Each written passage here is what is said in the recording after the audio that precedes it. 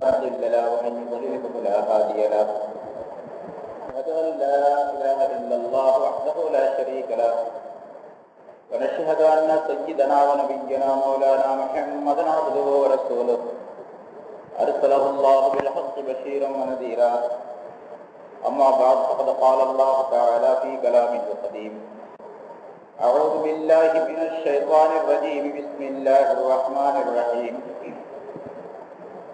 الحمد لله رب العالمين الرحمن الرحيم مالك يوم الدين إياك نعبد وإياك نستعين اهدنا الصراط المستقيم صراط الذين أنعمت عليهم غير المغضوب عليهم ولا الضالين آمين صدق الله العظيم. கண்ணியத்திற்குரிய பெரியோர்களே சகோதரர்களே, சூரத்துல் ஃபாத்திஹாவில் 3 ஆயத்துகளுக்குரிய விளக்கங்கள் இதுவரை சொல்லப்பட்டிருக்கின்றன. சென்ற வாரம் மாலிகி யௌமித்தீன் என்பதற்கு பல விளக்கங்கள் சொல்லப்பட்டன.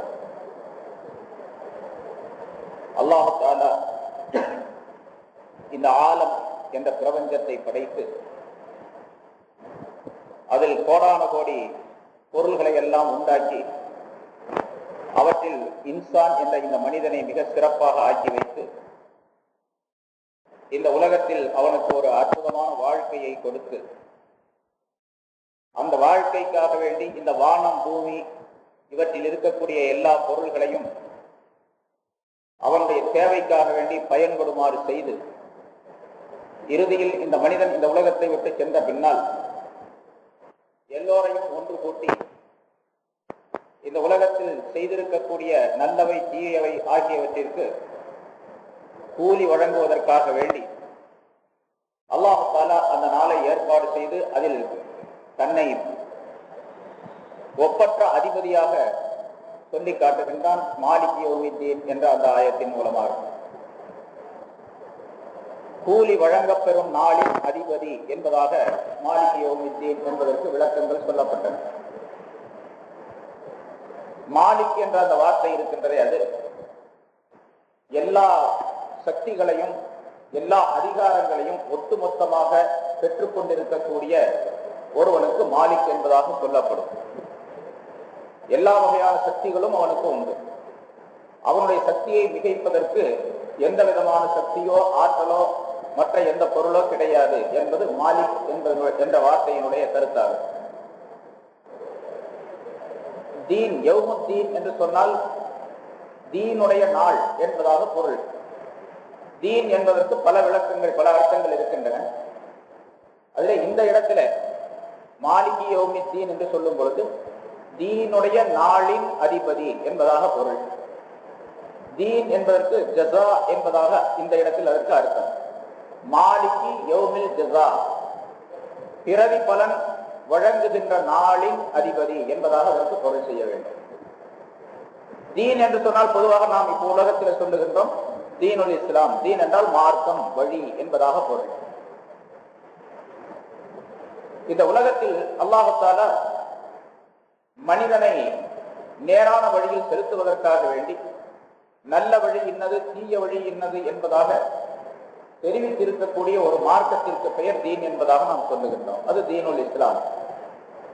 அது ஷரியாத் என்ற பெயரிலும் வழங்கப்படுகின்றது. மனிதன் நடந்து செல்வதற்காக வேண்டி தன்னுடைய வாழ்க்கையை அமைத்துக் கொள்வதற்காக வேண்டி உள்ள பாதை என்பதாக அதற்கு பொருள். ஆக இந்த உலகத்திலே எவர் தீனுடன் வாழுகின்றாரோ, உலகத்திலே என்ன அர்த்தம் செய்யப்பட்டிருக்கின்றோ தீன் என்பதற்கு, அதாவது மார்க்கம் வழி என்பதாக ஷரியாத் என்பதாக, இந்த ஷரியாத்தினுடைய அடிப்படையில் இந்த தீனுடைய அடிப்படையில் இந்த தீன் எதை சொல்லுகின்றதோ அந்த முறையில் தன்னுடைய வாழ்க்கையை எவர் அமைத்துக் கொள்ளுகின்றாரோ அப்படிப்பட்ட மனிதர் அந்த தீனுடைய நாளிலே, ஜஸாவுடைய நாளிலே அதிபதிக்கு முன்னால் நிற்கும் பொழுது எல்லா விதமான உரிமைகளையும் பெறக்கூடியவராக அவர் ஆகிவிடுவார் என்ற கருத்தையும் அல்லாஹ் தஆலா தெரியப்படுத்துகின்றார். ஆக அந்த மாலிகி யௌமித்தீன் என்பது அல்லாஹ் தஆலாவுடைய பூரணமான அதிகாரத்தையும் இந்த உலகத்தில் மனிதர்கள் செய்யக்கூடிய எல்லா அமல்களுக்கும் அங்கே கூலி கொடுக்கப்படும் என்பதையும் அல்லாஹ் தஆலா நினைவூட்டுகின்றார். பிறகு ஜஸாவுடைய கூலியுடைய நாள் என்று சொல்லும் பொழுது அந்த நாளோடு அந்த வாழ்க்கையாகிறது தொடங்குகின்றது. அதற்கு பின்னால் இந்த உலகத்திற்கு வருவதோ, வேறு விதமான அமல்கள் செய்வதோ, வேறு விதமான மாற்றங்கள் ஏற்படுவதோ என்பதெல்லாம் கிடையாது என்பதையும் அல்லாஹ் தஆலா சொல்லுகின்றார். மாற்று மதத்தார்கள் இந்துக்களிலே இப்படி ஒரு கொள்கை இருக்கின்றது அல்லவா, மறுபிறவி என்பதாக. அந்த மறுபிறவி என்பது கிடையாது என்பதையும் அல்லாஹ் தஆலா மாலிகி யௌமித்தீன் என்பதிலே சுட்டி காட்டுகின்றார். இந்த உலகத்திலே என்ன அமல் செய்தாரோ அந்த அமலுக்கு பிரதிபலன் வழங்கப்படக்கூடிய நாள் என்று சொல்லும் பொழுது அந்த நாளோடு முடிந்து விட்டது. அதற்கு பிறகு மறுபிறப்பு என்பதெல்லாம் கிடையாது என்பதாக அல்லாஹ் தஆலா தெரியப்படுத்துகின்றார். மாற்று மதத்தாருடைய கொள்கையின்படி ஒரு மனிதன் இறந்த பின்னால் ஒரு மனிதன் இந்த உலகத்திலே எப்படி நடந்து கொள்ளுகின்றானோ, என்ன அமல்களை செய்கின்றானோ அதை பொறுத்து அவன் மறுபிறவியிலே வேறொரு உருவமாக அவன் படைக்கப்படுகின்றான், உண்டாக்கப்படுகின்றான் என்பது அவருடைய கொள்கை. அது தவறு என்பதை அல்லாஹ் தஆலா சுட்டி காட்டுகின்றார்.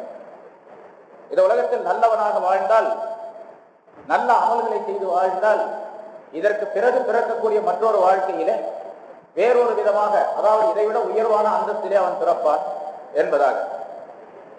இந்த உலகத்திலே தவறான காரியங்களை ஒரு மனிதன் செய்து கொண்டிருந்தால், அதாவது மனிதனாக இல்லாமல் மிருகத்துடைய காரியங்களை செய்து கொண்டிருந்தால், சாப்பிடுவது, தூங்குவது, சம்பாதிப்பது, உறங்குவது, திருமணம் செய்து கொள்வது, மக்களை பெற்றெடுப்பது என்ற நோக்கத்திற்காக வேண்டி மட்டும் இந்த உலகத்தில் வாழ்ந்தால் அவன் மறுபிறவியிலே மிருகமாக பிறப்பான். அந்த மிருகத்திலும் கூட சில பேர் மாடாக பிறப்பார்கள், சில பேர் குதிரையாக பிறப்பார்கள், சில பேர் கழுதையாக, சில பேர் பன்றியாக. மனிதன் செய்யக்கூடிய அந்த செயல்கள் கேவலமாக இருக்கக்கூடிய அளவுக்கு அவருடைய பிறப்பும் கேவலமாக இருக்கும் என்பதாக அவர்களுடைய ஐதீக நம்பிக்கை. அது இஸ்லாத்திலே கிடையாது என்பதையும் மாலிகி யௌமித்தீன் என்ற வாசகத்தின் மூலமாக அல்லாஹ் தஆலா சொல்லி காட்டுகின்றார். ஏனென்றால் அந்த நாளிலே இந்த உலகத்தில் என்ன செய்கின்றாரோ அதற்கு கூலி கொடுக்கப்படக்கூடிய நாள், அந்த நாளுக்கு அதிபதி என்று சொல்லும் பொழுது அந்த நாள், அதற்கு பிறகு வேறொரு நாள் அது போன்று வருவது கிடையாது என்பது பொருள். அதற்கு இந்த மனிதன் திரும்ப இந்த உலகத்திற்கு வருவதும் கிடையாது. அன்று கூலி வழங்கப்படுவதற்காக வேண்டி, ஜஸா வழங்கப்படுவதற்காக வேண்டி ஏற்படுத்தப்பட்ட நாள் என்று சொல்லும் பொழுது இனிமேல் மனிதன் பிறந்து வருவது வேறொரு உருவமாக ஆக்கப்படுவது என்பதெல்லாம் கிடையாது. அத்துன்யா தாருல் அமல், இந்த உலகம் இருக்கின்றதே அமலுடைய உலகம், அமல் செய்யக்கூடிய உலகம். வல்லாஹிரத்து தாருல் ஜஸா, மறுமை இருக்கின்றதே அது ஜஸாவுடைய உலகம். அதற்கு இந்த உலகத்தில் செய்த காரியங்களுக்கு பிரதிபலன் வழங்கப்படக்கூடிய உலகமாக அமைந்திருக்கின்றது. ஆகவே மனிதன் இனிமேல் பிறப்பது என்பது கிடையாது. இரண்டே உலகங்கள் தான், ஒன்று துனியா, மற்றொன்று ஆகியம், மறுமை என்பது. இந்த மறுமை இருக்கின்றதே அதுதான் மனிதனுக்கு சொந்த வீடு. நமக்கு இன்சான் என்ற இந்த மனிதனுக்கு சொந்த வீடு அதுதான். முன்னால் சட்டங்கள் எல்லாம் சொல்லப்பட்டது. ஆதம் அலைஹிஸ்ஸலாம் அவர்களை பின்னால் அல்லாஹ் தஆலா அந்த ஆயத்திலே குறிப்பிடுகின்றார். ஆதம் அலைஹிஸ்ஸலாம் அவர்களை சொர்க்கத்தில் வைத்துத்தான் படைத்தார். இந்த உலகத்திலே அவர்களை படைக்கவில்லை, பூமியிலே படைக்கவில்லை. பூமியிலிருந்து மண்ணை எடுத்துக்கொண்டு வர சொல்லி அந்த மண்ணின் மூலமாக சொர்க்கத்திலே வைத்து அந்த உருவத்தை அல்லாஹ் தஆலா உண்டாக்கினார். அது அசல் வத்தனை, அசலி அவர்களுக்கு சொந்த ஊராக ஆக்கப்பட்டு இருக்கிறது. ஆக இன்சானுக்கு அசல் வத்தன், சொந்த ஊர் என்பது மறுமையுடைய அந்த நிலைதான். இந்த உலகத்தில் இந்த மனிதன் வாழ்கின்றான் என்று சொன்னால் இப்பொழுது தற்காலிகமாக வந்து குடியிருந்து கொண்டிருக்கின்றான் இந்த ஊரிலே. ஸல்லல்லாஹு அலைஹி வஸல்லம் அவர்கள் சொல்லுகின்றார்கள், சஹாபாக்கள் கேட்டார்கள், யார சூழல்லாம் நீங்கள் ஏன் கொஞ்சம் வசதியாக வாழ்வதற்காக வேண்டி அல்லாஹ்விடத்தில் கேட்டுக்கொள்ளக் கூடாது? அல்லாஹ்ட்ட கேட்டா குடும்பம் ஏதாச்சும் நீங்க வாங்கிக்கலாம், அல்லாஹ்வே தர்றேன்னு சொன்னா, இந்த மலைகளை எல்லாம் தங்கமாக்கி தர்றேன்னு சொன்னேன், நீங்க ஏன் வேணாம்னு சொல்றீங்க, கொஞ்சம் சுகமா இருந்துக்கலாமே. எனக்கு என்ன இருக்கின்றது, நான் ஒரு வழிபோக்கன், நான் சொந்த ஊருக்கு போய்கொண்டிருக்கக்கூடிய வழியிலே இடையிலே கொஞ்சம் இளைப்பாறுவதற்காக வேண்டி இந்த ஊரிலே தங்கி இருக்கின்றேன். தங்கி இருக்கக்கூடிய இளைப்பாறுவதற்காக தங்கி இருக்கக்கூடிய ஊரிலே சுகமாக வாழ்வது என்பது கூடாது, முடியாது. ஆகவே நான் ஒரு பிரயாணி, வழிபோக்கன். ஸல்லல்லாஹு அலைஹி வஸல்லம் அவர்கள் சொல்லுகிறார்கள்,